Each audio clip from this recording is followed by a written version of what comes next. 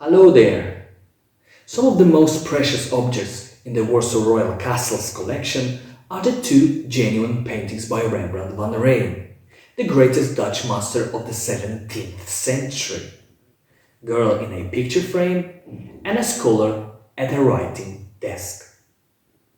Both are executed in oil on popular panels, signed and dated 1641.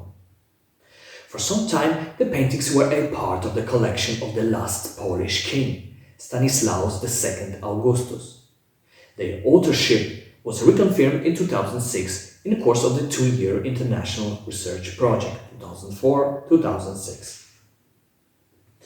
These are not typical portraits, but studies, so-called tronies in Dutch. Tronies were particularly popular in Dutch art of the 17th century. They show half-lengths, busts, or heads.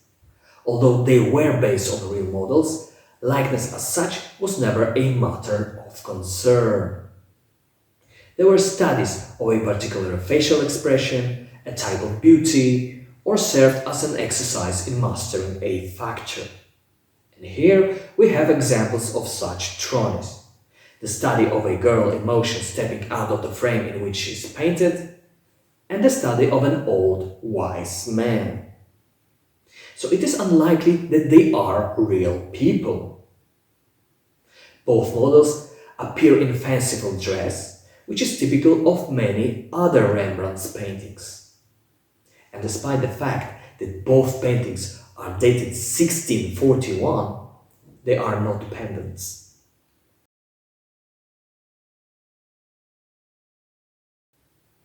At the same time, both paintings belong to the genre of painting called trompe-l'oeil, French for deceive the eye.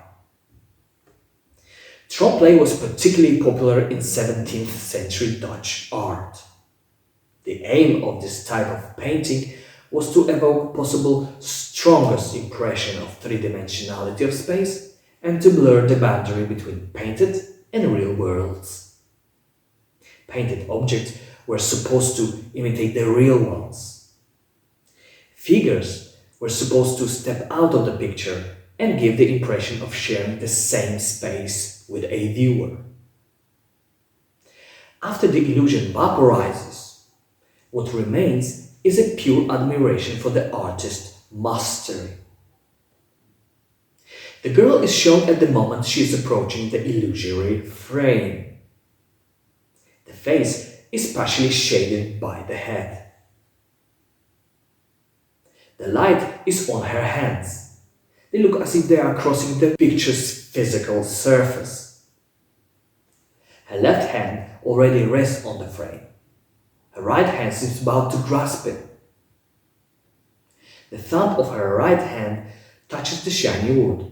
It is reflected in wood, while the other four fingers are suspended above the frame. They cast shadows on the frame. At the same time, the side of the frame casts shadow on the hand and the arm. It enhances the effect of movement forward. The girl's right sleeve is shown to be in motion by a series of parallel long curved scratches in the wet paint. The girl's body and shoulders are slightly turned to the left, which supports the impression that the figure is advancing her right side towards the frame. The movement has almost been made, and we still see effects caused by this movement. The girl's earring seems to be still swinging. In turn, the scholar is caught at the moment of temporary distraction from writing business. The pages of manuscript seems to be falling down. They have just been turned.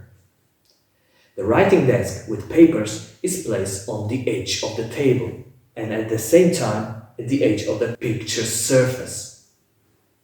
Basking in strong light, the pages seems to be protruding from the surface of the picture.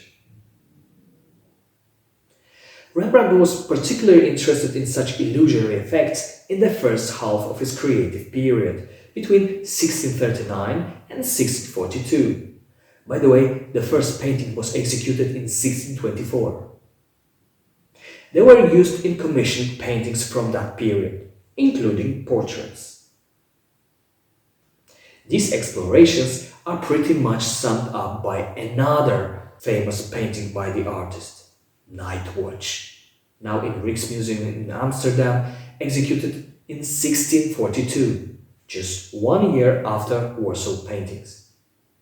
Later, Rembrandt became more interested in different effects, trying at the end of his life to reflect the reality through thick patches of paint, visible only from a distance.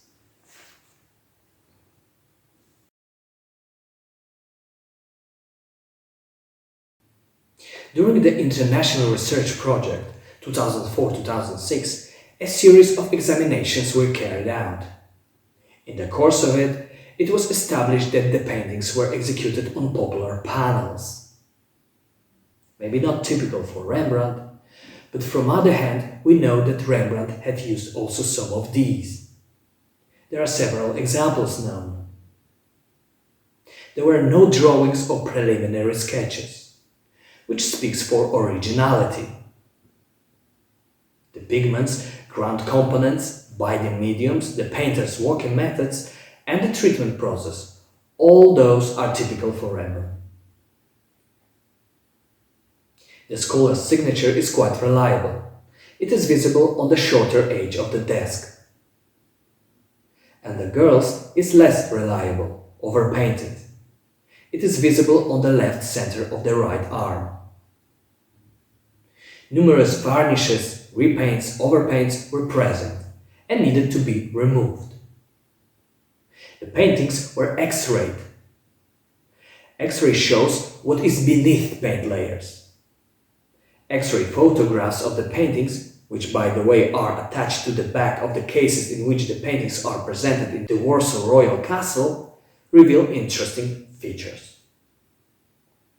In the case of the girl, the X-ray photograph reveals an image of the previous woman's portrait, differently composed, with a head and a large collar. Look for the dark rounded shapes showing through in the left background, between the girl's beret and her hair, and on the right, above the beret. These traces of previous drawing became in time more and more visible by naked eye. Paints become in time more and more transparent. And that was the cause for numerous repaints and damages in the past. Especially damaged is the robe of the girl. In the case of the scholar, the effigy is barely visible, except for the golden chain painted in white lead and the pages of manuscript. White lead is detectable by X-rays. Apart from that, we can spot wooden panels with an axe and the shadows of the property seals.